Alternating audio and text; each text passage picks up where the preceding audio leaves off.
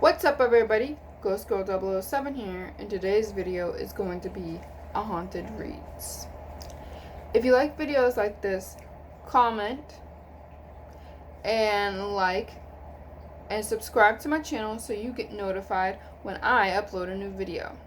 And I usually upload a video every other week to every week, once a week, or once every other week, or every 2 weeks.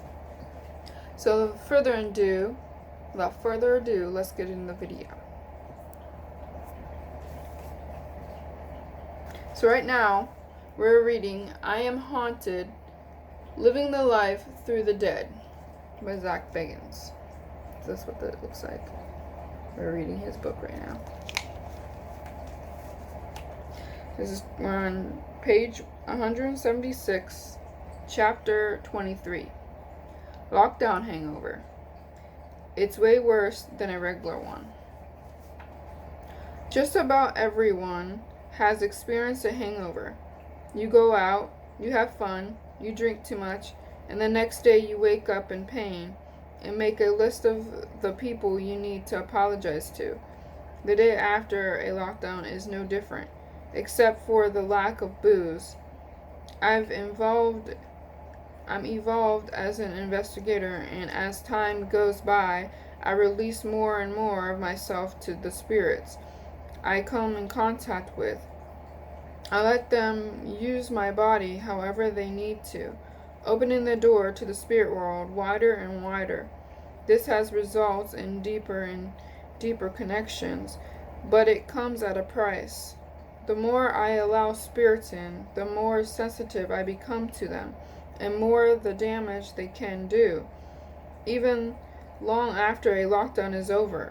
Early on, when I had only a few investigations under my belt, I learned how important it is to trust what your body is telling you. Some of us are like tuning forks or lightning rods for the paranormal, but like anyone who abuses his body in any way, I start feeling the consequences of that abuse over time. I'm very much in tune with myself. I can recognize a skipped heartbeat, a wheeze in the lungs, a sudden attack of goosebumps, or a powerful wave of sorrow, and I know what they all mean during a paranormal environment. I don't do this once in a while as a hobby in my free time. I do it all the time for a living. I'm frequently on an emotional, empathic level with spirits, and I'm sure they know that I'm in tune with their world. It's almost like a part of me has already passed over, and the spirits can sense that and reach out to me as a result. I truly believe that I'm connected to the afterlife in some small way, but it's taken its toll on me. After a lockdown, I'm always in pain, and some lockdowns are worse than others. Our investigation of the Sorrel Weed House in Savannah, Georgia, gave me a 3-alarm hangover. It was very similar to a real one: headache, nausea, dizziness, throbbing, memory loss, but weirder. I can usually gauge how bad my hangover is going to be by the interactions I have with spirits during a lockdown. But this is one threw me off for a loop.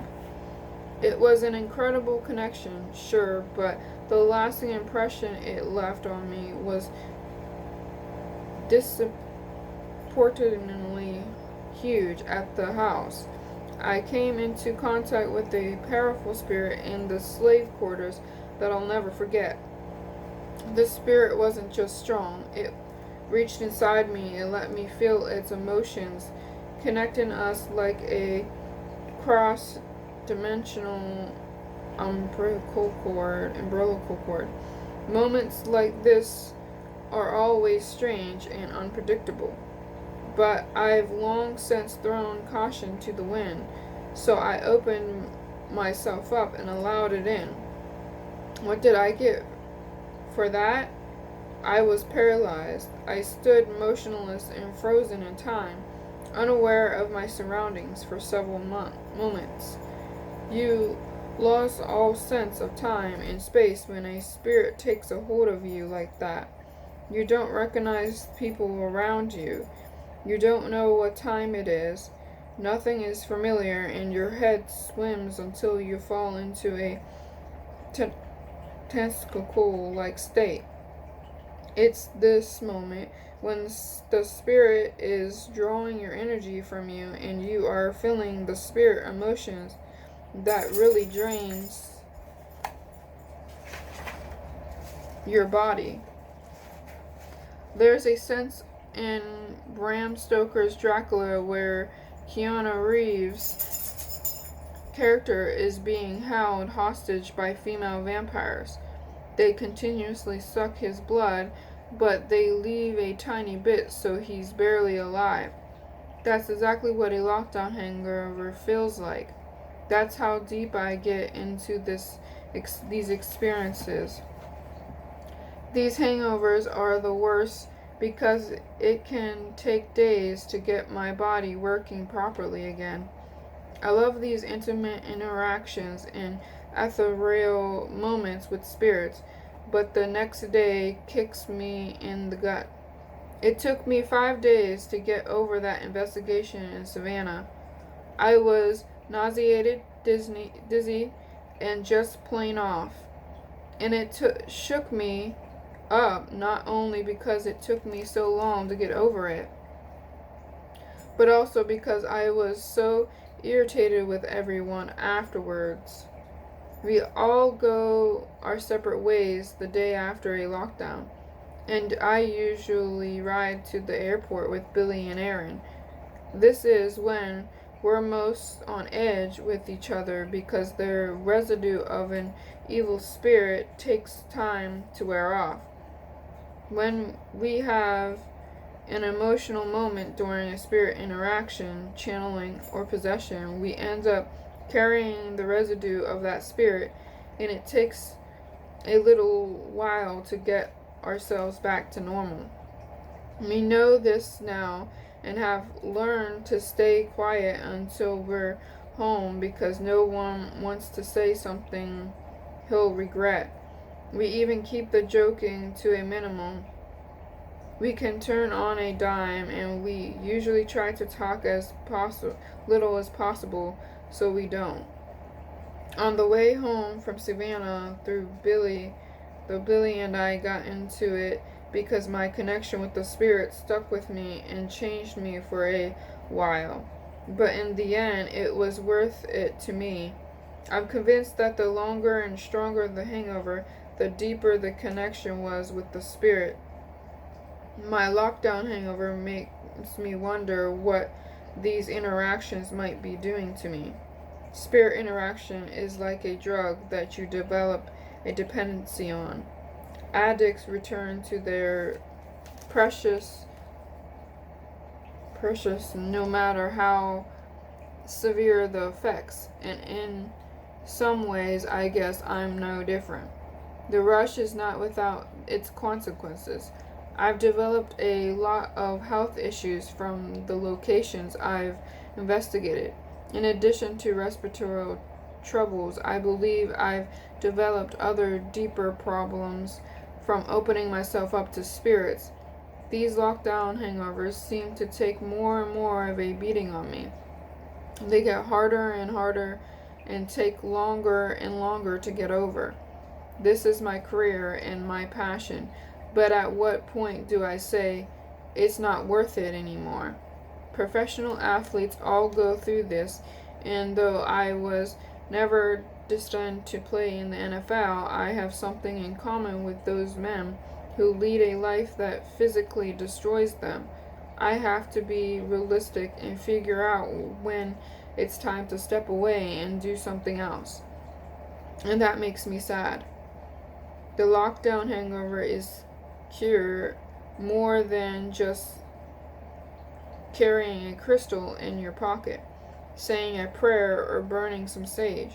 Those types of cures can help a little, but they're more mental than anything. play spells really. The only real way to flush out a lockdown hangover is to get home and work it out. I like to go to Red Rock Canyon near Las Vegas and let nature cleanse me. It's a spiritual place that was once home to the Paiute Indians, and I feel that being there rids me of any negative crap I bring home. I don't really do anything out there. I just stare off into the distance and ask Mother Nature to help me out. It keeps me from going insane sometimes.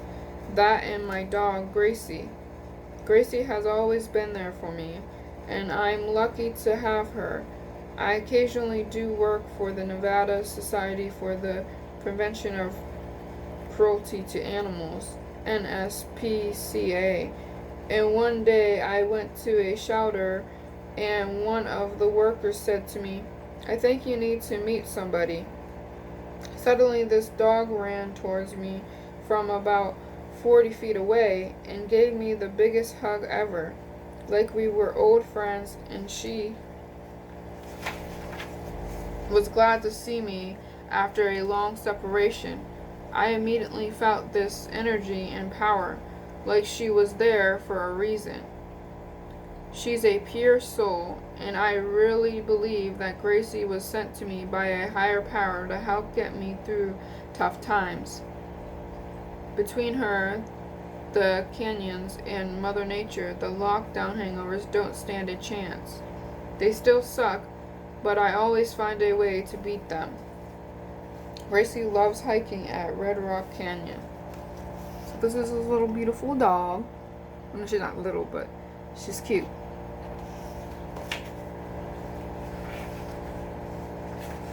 Now we're going to move on to the next chapter. I'm going to read another chapter. This is starting on page 182, chapter 24. Post-possession blues. It's a state of mind. I got a question on Twitter one day. What does it feel like after a possession? The short answer is that I feel confused. It might be a horrible analogy, but the best thing I can compare it to is being drugged. Being possessed is like being out of control and not wanting to be. I would compare it to coming out of anesthesia. See chapter 19, Overland Hotel, on my nasal surgery for the pain details of that ride. But it's not quite the same. A possession is unexpected. You lose control of your body, which really sucks. You fight it, but no matter how badly you want the evil spirit gone, it persists until it's ready to leave on its own, or is forced out by an exorcism. You want to regain your consciousness and retake control of your body, mind, and feelings, because trust me, you're not the one calling the shots in those situations. You know that something bad has entered your system. And while it's rooting around in your house, the things you see with your eyes are foreign to you. The world you know, or thought you knew, looks and feels totally different. You don't recognize people. Your personality is no longer yours. The most noticeable part is that others who know you look at you and know that it isn't you. Everyone stares and asks if you're okay, like you're having a serious freak medical problem. My worst possessions to date occurred at Poveglia Island in Italy and my return to Bobby Mackey's Music World in Kentucky. At both locations, I encountered something strong that got in and took over my body, mind, and took a long time to get rid of. They were both painful experiences, but what I felt invaded my soul at the demon house that I own in Indiana was frighteningly powerful. See chapter 3 for more on that. I am not keen on the idea of it happening again, That place is evil, and I will have to take massive precautions before I return. He actually got it torn down. Just a note of that. If you ever watched the documentary on Discovery Plus called The Demon House, he actually got torn down at the end of that. Precautions before I return. A possession feels like you're driving down the road with your family and someone tries to grab the wheel and steer you into a tree and kill everyone. But they're using your hands and you can't understand what's happening. You feel like a puppet of the devil, and when the demon leaves and you regain control of yourself, you feel very strange. You also feel confused and ask yourself a lot of questions. Why did it happen to me and no one else? What did the demon want? Did it cause permanent damage?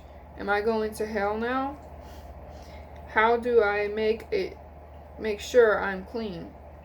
How do I keep it from happening again? All these thoughts fly around in your head, and it takes some people a long time to clear them away and rediscover who they are. A possession can really shake your faith and make you doubt yourself. The body's reaction to a possession is incredible. Some people don't remember anything about the experience. They are moments I don't recall, even when I see them replayed on film. That's truly surreal and scary. At other times I was aware of what was going on, but I was just a passenger on a vehicle I couldn't control. I was outside my body watching the events go down, and there was nothing I could do about it but fight to get my body back. Regaining control is a little like being stuck in a nightmare and fighting your way out of it to wake up. It's the definition of weird. After my possession at Bobby Mackey's, the residential effects stayed with me for months. But at the exact moment I felt the demon leave my body, there was an instant of relief, and I just wanted to sleep. I was a puppet, and puppeteer had cut the strings. My energy sapped, my legs gave out, and I nearly collapsed. Is there a sick part of me that enjoys it? Yes, because you're possessed. Time stands still, nothing matters. You don't think about your problems or your pain or the world you're used to. All the things that make me who I am are gone. The release of self and seeing the world through different filters is a bit of a rush. In no way am I saying that a possession is fun, and I spend every minute of it trying to break free, but my mind doesn't work like everyone else's. I've explored the worst holes on earth and seem to find beauty and wonder in walking paths that most people discard as disgusting. Spirits have opened my mind like a musician with a muse that helps him write better music. They've made me a better investigator by repeatedly exposing me to death and the afterlife. Have you ever had a dream where you did something very bad but secretly enjoyed it a little? I mean a vivid dream in which you are conscious of this bad thing you're doing, and when you wake up you get a little thrilled from the bad thing you did. You shake it off and think, oh my God, why did I just enjoy that a little? When a part of me even liked it. But the part wasn't me. You don't accept it, but a part of you wants to, and reconciling those two sides is tough. During a possession, I have one singular goal: to not be possessed anymore. Maybe what I secretly enjoy then is the fight. The struggle against dark forces reinforces my belief that good can prevail in the end. Maybe I like knowing that I truly can make contact with the other side, that even though it's a dark entity trying to take over, at least it chose me, and I'm still bridging the divided between this world and the next. I can sit in a chair all day and revisit places I've already been, and be entertained by the spirits that are still there and call to me, unlike the guy in the Dos commercial. I don't think that's English. I'm not the most interesting man in the world, but I feel that I live in a more interesting place than most. It's not made up only of material things and present day society. Money, women, houses, cars, those aren't the things I live for. The more places I investigate, the more spirits I come in contact with, and the more possessions I endure. The more I can just sit and reflect on the experience and ask myself billions of questions about life and death and how it all works. Going through a possession doesn't mean that you're screwed for life. The boy on whom The Exorcist was based went on to lead a successful life long after the demon was cast out of him. Dr. William Bradshaw, one of the most successful and knowledgeable demonologists in the world, believes the demons choose their victims at an early age. They prefer people with great potential who will have an impact on the world. But why? Why do they choose people who are gifted or are destined to do something great? And does this mean that our fate is determined before we're even born? Have great people been marked from birth? Is there really no free will? And are those who say that God has a plan for everyone correct? Can you see how a seemingly insignificant thing like a possession can lead me to ask the biggest questions in the universe? Sometimes I feel that a possession can do a person good, while it's hell to go through.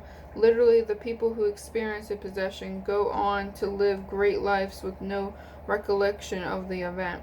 Maybe it means them stronger in the end. Like any traumatic event can make a person more resilient. No one knows what demons are. No one has been able to study or dissect one. I'm not taking the side of demons. I do think they're evil, but I am not comfortable making blanket statements about something so difficult to study. Demons make you feel evil, make you want to do violent things, and make you say horrible things. They are nasty and can cause you harm. But when a demon possesses you, does it really do damage to your body, or does it actually help it? Can a dose of supernatural energy that makes you levitate, speak in Latin, or have superhuman strength make you a better person in the long run? Think about it. A godlike power is entering your body and giving you its power. When it leaves, what does it leave behind? You won't know what effects it had until years later. Does a spirit entering your body energize your organs or cells? Does it prevent disease? Do demons get diseased? Do they die? So many questions, so few answers. And this is just a crazy picture. I'm not exactly sure what's going on there, but definitely looks like a vampire. That's all I can say. He's ready for Dracula's castle there. And that is it for today. And if you like stories like this and you would like to hear more, then like and subscribe and comment in the comments below. And until next time, everybody, sweet nightmares. Or should I say, sweet dreams. Peace out, everybody. Till next time.